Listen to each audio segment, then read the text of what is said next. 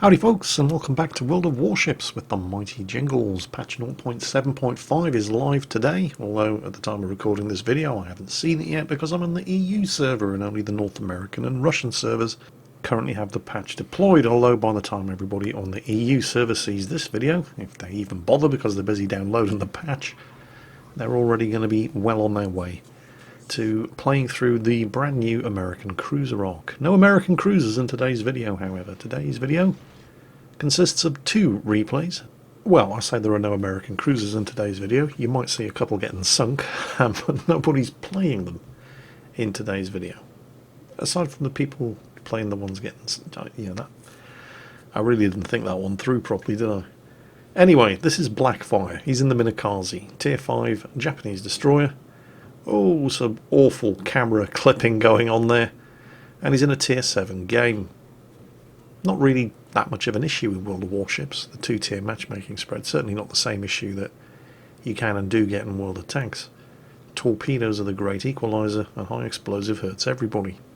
Blackfire here is going to be having a very, very eventful game. The two replays that are being featured in today's video are the kind of replays where there were several moments that may have made it into a Why You Have to Be Mad video. But if I'd done that, you wouldn't have seen how the various different players involved got to be in the situations in which they found themselves, and yet the battle as a whole didn't really stand on its own 2 feet as a video in its own right. Nevertheless, there was plenty going on in these two battles that was definitely worth watching, so that's what we've got today, beginning with Blackfire in the Minakaze. And that is not a great start. The Farragut, Tier 6 American gunboat destroyer, and he's in a Minakaze. Yeah, this is not the kind of situation that you want to find yourself in at the beginning of a battle in a Japanese destroyer. First thing that you see, and the first thing that sees you, is an American destroyer. So, he's dumped his torpedoes in the water, and rather than trying to engage in a gunfight with a Farragut using the Minakaze's terrible guns, he's just staying quiet, opening the distance, and going undetected. Now you'll note that the Farragut hasn't even come within a country mile of those torpedoes, but that's actually a bit of a blessing in disguise, because it means the Farragut hasn't spotted those torpedoes, and they're about to create a massive no-fun zone for the Fubuki that's trying to sneak through that gap. Speaking of no-fun zones, the Omaha on Blackfire's team was trying to create one for the Farragut, and he just got himself blapped by the enemy gunnizer now. But there's also a Nicholas on Blackfire's team, who's also putting some shots at the Farragut over there. And Blackfire has his second set of torpedoes in the water. Meanwhile, the Nicholas, the Tier 5 American destroyer on Blackfire's team, has been exchanging shots with that Farragut, and is at the moment in what looks suspiciously like a fair fight. Spots some dive bombers and torpedoes coming over. There's a La Galissoniere over there. Yeah, this doesn't even look slightly like a fair fight anymore. He decides that discretion is the better part of valour, and he hides inside a smokescreen. Meanwhile, Blackfire is about to get spotted, and it's that pesky Farragut again. Now, the last time the Farragut started shooting at him, he knocked out his engine and shaved off a fair old amount of his health, so he pops his own smokescreen and starts doing the hippie shake. The Farragut still manages to land a couple of shots, but no critical damage this time. Meanwhile, the dive and torpedo bombers appear to have been going for the Dunkirk. Makes sense, the Dunkirk doesn't have particularly strong AA, and it's not hiding in a smokescreen the way the Nicholas is. Blackfire checks he's not going to hit the Nicholas, dumps his torpedoes in the water, and probably immediately regrets that decision, because that's when a wild Podvoisky pops up. Yep, that's now 3 of the 4 destroyers on the enemy team that he's run into over on this flank. Cursing his luck, he immediately applies hard rudder, doubles back, and heads back into the safety of the smokescreen that he just deployed to protect himself from the Farragut with his engine knocked out, taking further hits from the Farragut, who's now over there, but is being bombarded by the Nicholas, and the Nicholas does appear to have the upper hand here, and in fact does eventually sink the Farragut. Blackfire now has just less than 3,000 health remaining, with an almost full health Podvoisky in hot pursuit. The Nicholas, forced out of the smokescreen by the torpedoes launched by the dying Farragut, is now on a course where Blackfire cannot risk firing his torpedoes at the Podvoisky, or he's likely to hit and sink the Nicholas. But the Podvoisky takes care of that problem for him. And then, when he could easily finish Blackfire off with 1, possibly 2 salvos from his guns, he stops shooting. Do you think perhaps he's aiming torpedoes? Soviet destroyers don't often find themselves in situations where they're actually close enough to hit anything with their torpedoes, so it's understandable that he was overcome by the excitement. Unfortunately, the delay was fatal. He failed to kill Blackfire, and Blackfire's torpedoes found their target. There's his second kill. Meanwhile, an enemy Gneisenau has just entered the battle. Well, actually, he's been there for quite some time. We first saw him more or less just after the Fubuki got itself sunk. That Dunkirk could probably use some help. Here's the problem, however. That's a Gneisenau, and German battleships are nothing if not infamous for running secondary gun battery builds. And even if you don't have the 4-point commander skill, advanced firing training, you can still have the secondaries on a Gneisenau firing out to a range of 7.6 kilometers, which is 0.6 kilometers further than the maximum range of the Minakaze's torpedoes. The Gneisenau is not the only problem, however. There are some shots coming in from over there. It's an enemy Cleveland. So the Cleveland and the Gneisenau are now in the process of creating a huge no-fun zone for the Dunkirk, who very wisely decides perhaps it's time to hide behind this island. This pretty much means that the ball is now firmly in Blackfire's court. He's going to have to get some torpedoes on that Gneisenau, but if he gets spotted, he's going to be within range of the Gneisenau's main batteries, secondary batteries, and the Cleveland's main batteries, and everybody loves shooting at destroyers on low health. Are we going to get any help from the Dunkirk? Well, the Dunkirk has basically made that island his waifu. He is hugging it like a body pillow, and really isn't in a position to even shoot at the Gneisenau, let alone the Cleveland. So, no, we probably shouldn't expect any help from the Dunkirk. However, it looks like at least 2 of those torpedoes are going to land home. This is good news. Not for the Gneisenau, of course, because both of those torpedoes hit and caused flooding. So, the Gneisenau, if he has any sense, has now burned his damage control, and would probably be very unhappy indeed if somebody was to set him on fire.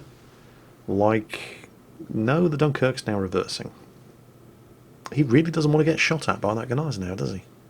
I can appreciate that the Dunkirk doesn't really want to get shot at by the Gneisenau's 380mm guns, but if he waits any longer, he's going to get torpedoed by the Gneisenau. And then, just as Blackfire gets spotted, we get our wish, and the Dunkirk finds the fire button, and immediately derps all 8 of his shots straight into the island right in front of him. Now, this is not a great situation to be in when you're in a Minakaze with less than 3,000 health. He's in range of every gun on board that Gneisenau, and since he's quite clearly spotted, he's probably also got a Cleveland aiming at him. So what exactly are friendly battleships good for anyway? Well, if nothing else, it turns out that they do in fact make fantastic meat shields. The Dunkirk finally figures out how his guns work just in time to claim the kill on the Gneisenau, who, just as predicted, was in fact within torpedo range, and narrowly misses the arse of the Dunkirk by the slimmest of margins. And with the Gneisenau dead, of course, now nobody's spotting him, so he's managed to get away with it. He has survived what looked like certain death, and at the same time figured out exactly what it is that friendly battleships are good for. So we're going from one very unlucky German battleship to, well, this is Sir Topham Hatt. Get it? Top Hat? No? Never mind.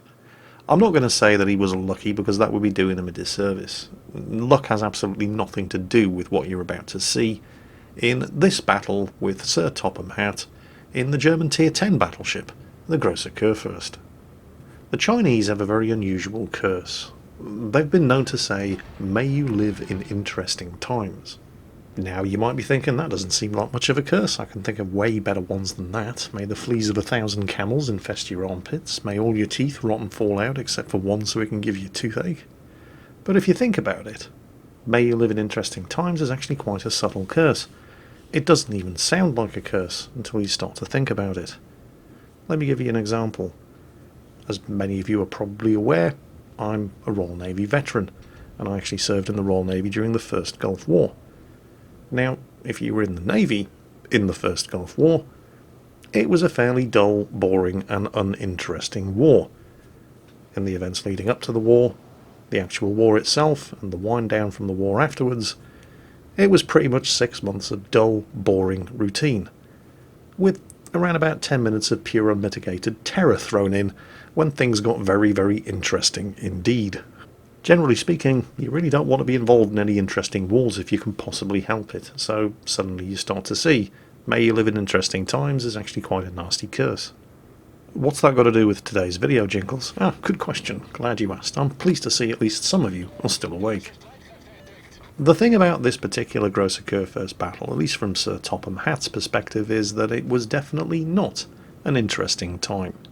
At least, not at first. It wasn't that he didn't have plenty of targets to shoot at, it was just that, well, he's in a German battleship, and they're not exactly famed and renowned, at least in World of Warships, for the accuracy and dispersion of their guns. Which is kind of bizarre, because in real life they were, but hey, it's just a game. Nobody ever claimed World of Warships was a simulator.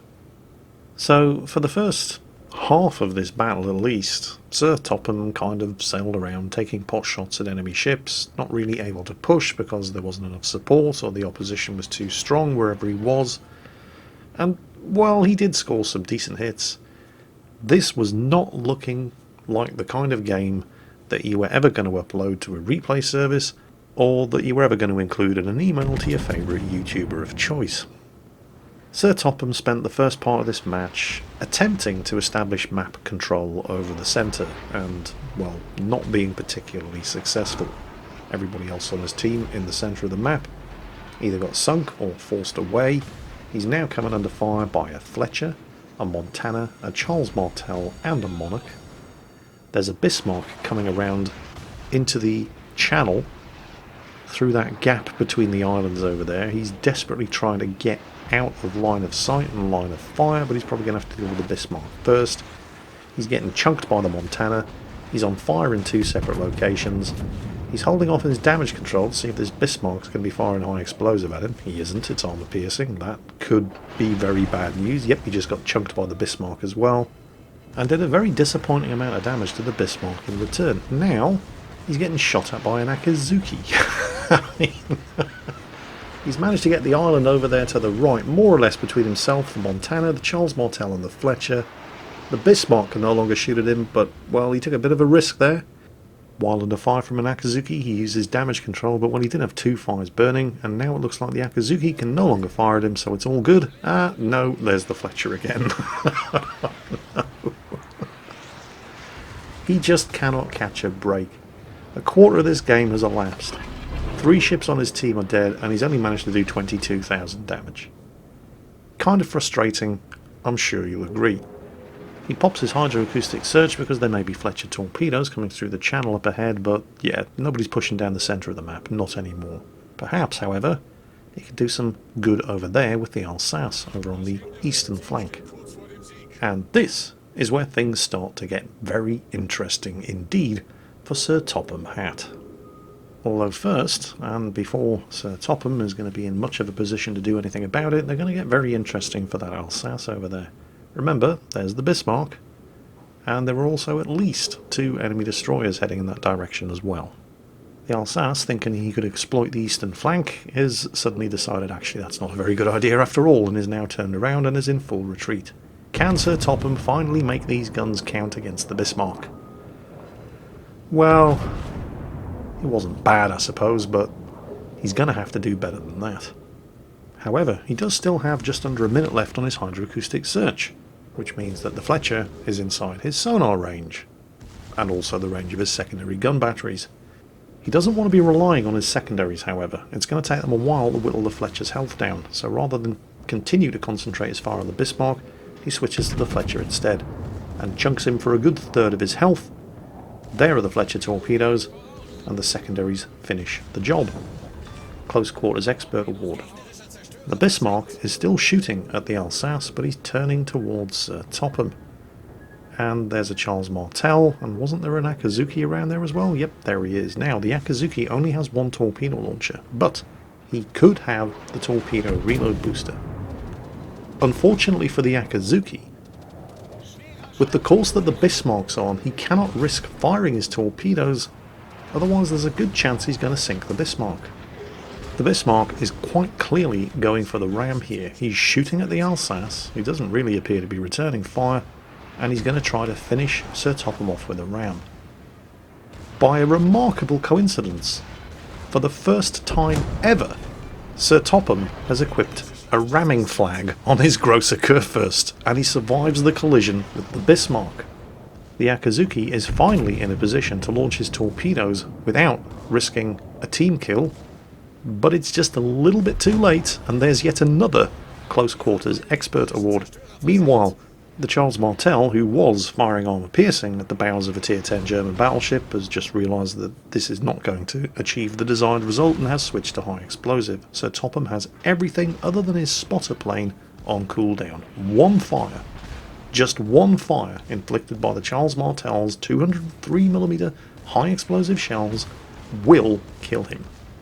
Meanwhile, the Akazuki is letting his feelings be known in chat, blaming the poor old Bismarck there for everything from the global financial collapse to the Chicago fire. The Bismarck's plan would have worked if Sir Topham had not been running the ramming flag. All in all, I think the Bismarck probably made the right decision.